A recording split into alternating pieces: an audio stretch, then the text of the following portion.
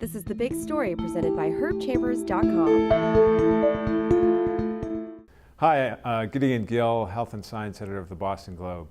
A federal judge today in Virginia issued a ruling throwing out a key provision of the Affordable Care Act. This is the federal health care legislation that requires, as of 2014, all Americans to have health insurance.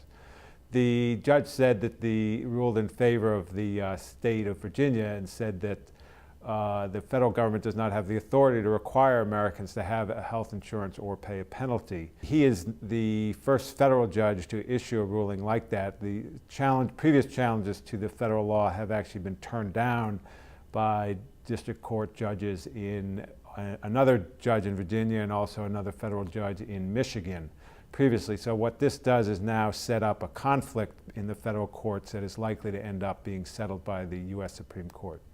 From what I can tell, this ruling today has no bearing on the Massachusetts health insurance law, which the state passed in 2006, a state law requiring adults in Massachusetts to have health insurance.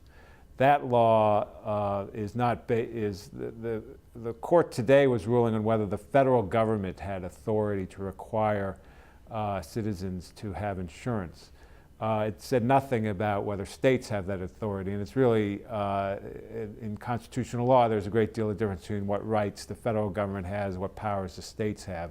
And states seem to have powers that the federal government doesn't have. So, for example, in Massachusetts and in every state that I'm aware of, states require you to have auto insurance, for example, to drive a car.